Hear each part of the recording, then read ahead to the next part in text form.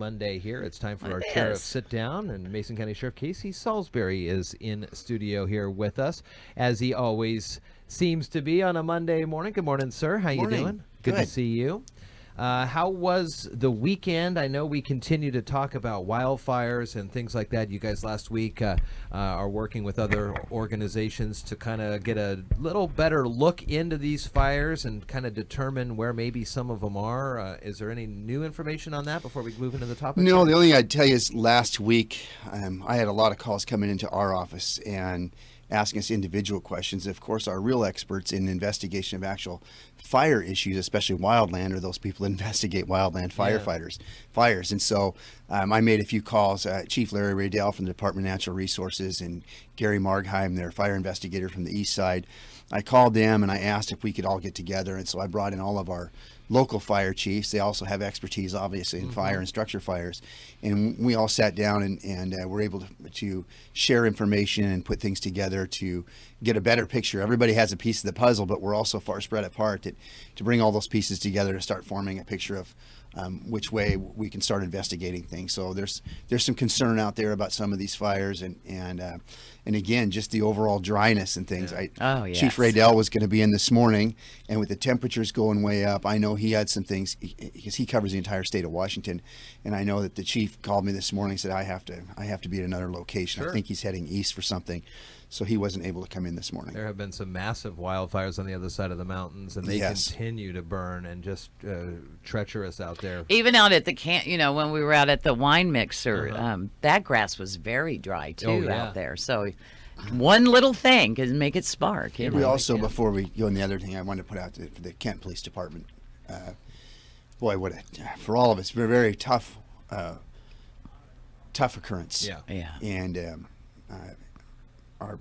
all the law enforcement people are thinking of Kent Police Department and their officers and involved in that circumstance up there. It's really a tragic deal. It's a very dangerous situation when you're out doing spike strips and you're in a pursuit like that, and it's very easy for things to get problematic. And Yeah. I don't know what the outcome of the investigation will show, but I can tell you that when you're out there on the side of the road trying to set a spike strip or you're involved in something like that, it's tough.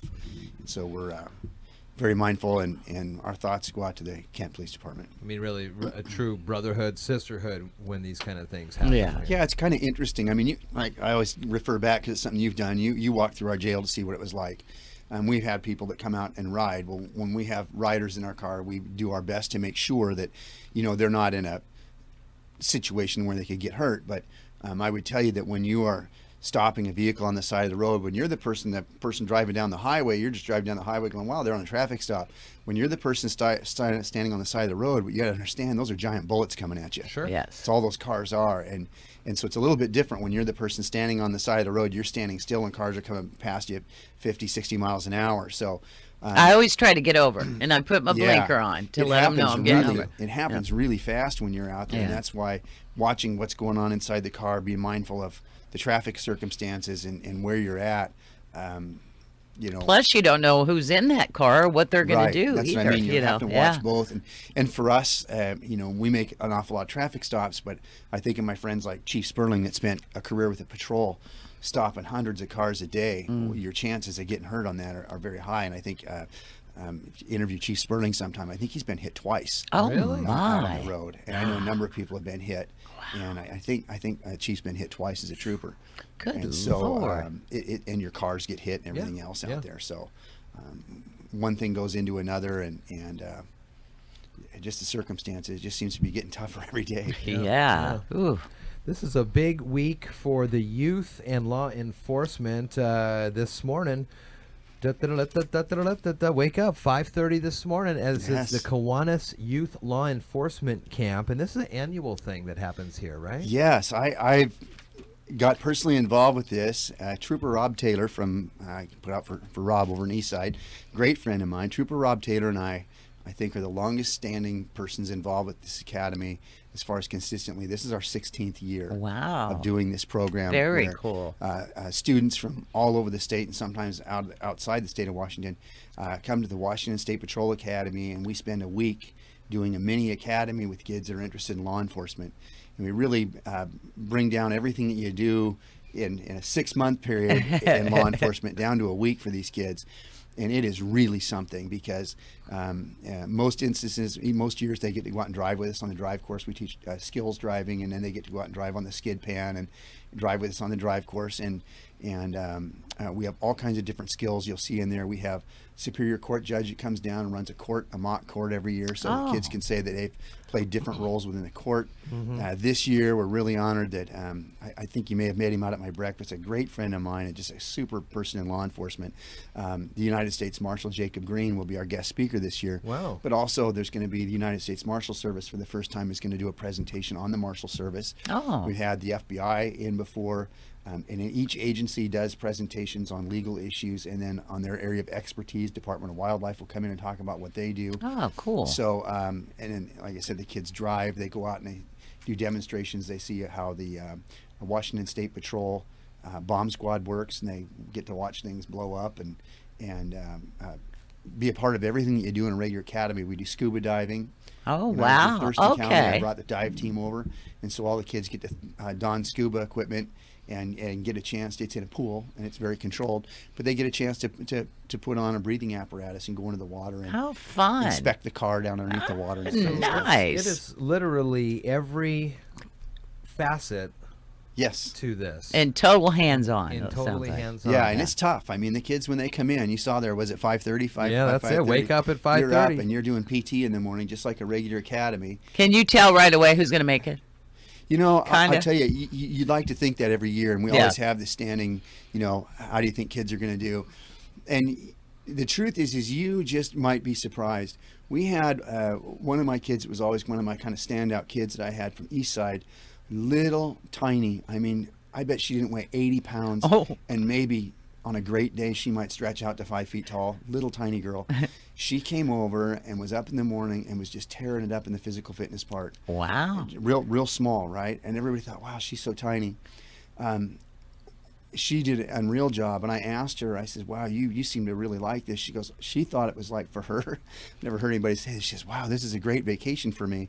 She says, I love doing this. And I said, well, getting up at 5 in the morning. She says, oh, you've never worked for my dad. Oh. Well, she's over on the east side, and she grew up ranching. Oh. She was up This is every a morning vacation. year round. That is a Every morning vacation year there. round, earlier than this, doing that kind of stuff. And she Wow. also operated heavy equipment and knew how to drive dump trucks and front loaders and everything Small else. but mighty. Oh my gosh! Right? And she could fly through the obstacle course to the point where one piece you have to jump up and grab a bar that's probably maybe 9 feet up to do pull-ups on. And she's so short, to be able to get up that high. So rather than jumping straight up like most of us do to grab it, she jumped to the side and grabbed the edge of the lead up and hand over all the way across to that thing. And then she did the most pull-ups of anybody, dropped down, a long drop for her, and she's gone. So you never know. I mean, there's just some really impressive young people that come through the academy. That's amazing. Good for her. When we teach driving, watching the kids drive, we do a little bit more than you do in driver's ed with them, and to watch how they progress and how good at it they can get with a little bit more instruction is really neat. Very cool. Do most then do move on into law enforcement after or at least then they know to continue on through this? And another neat thing this week, I would tell you that, and the numbers, I always hate percentages when I'm asked about numbers of this or numbers of that, but the numbers that we have over 30 some years are that between 80 and 87% of the people that attend this academy end up with a career in law enforcement somewhere. Wow. Very Whether nice. It's Washington State Patrol. So this year, really neat. Two of our, what we call counselors, two of our outside agency officers are spending the week with us up there. Both of them I had when they were high school students coming through. You're kidding. And Oh, my goodness. One of them, our most recent Deputy Romero from Kittitas County, was one of our students just a couple of years ago. A trooper that's coming through right now was in my class a couple of years ago. How fun.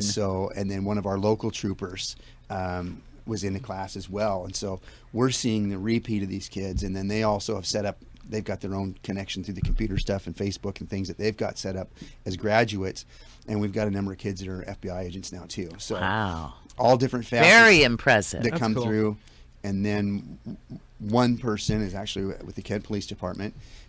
He was one of the first people 34 years ago or something to attend the Youth Law Enforcement Academy, and I don't know if he'll be down this year, but usually he shows up each year just to say hi. Aw. And this year, one of the retired captains from the Washington State Patrol, who's offered another position, his son's in the academy this year. So my kids have been that's through it. awesome. It's really neat. I love wanted that. to give a special shout out to the Waterfront Kiwanis Club of Olympia, who has the dinner Sunday. This was last night, and the breakfast Saturday is hosted Pancake Feed by the Shelton Kiwanis Club, and State Patrol Cafe staff will be providing boxed lunches as well. So it's just some great organizations. Yes. And then I got to put in a plug for the ethics seminar with Wine Coop, Ethan. my Oh, neighbor. you know, Ethan, yeah. My neighbor. He's a great And all these things are the same things that the regular officers go through. And so Ethan will be teaching that part because he's in the Office of Professional Standards for Washington State Patrol. And so some of the people that get down there, you'll see some of the police chiefs and things down here that speak are some of the very top experts in their field. When we teach accident investigation and how to do the mathematical formulas and things for accidents, collisions, you'll have some of the best instructors anywhere in the world there. And each one of the students go through these training courses. They're in class all day long. You can see on there as soon as they break from PT in the morning, they got a few minutes to go in and shower, get switched over. They get into the cafeteria. They're in there. They get a very limited time to go through the line, eat. They clear that line, and they're to their first class. And it's one thing after the other, and we settle down about lights are out at 2200, and so they go till 10 o'clock at night. Wow. And lights out, and they start again in the morning. Gotta want it. Gotta want it Come up and bad. visit with us this week. I'd love to have you walk through and see what they're doing if you choose a spot you want to come in. Mason County Sheriff Casey Salisbury here talking about Kiwanis Youth Law Enforcement Camp, which is ongoing now. Very cool. Good to see you. Thank you so much. Have a good one.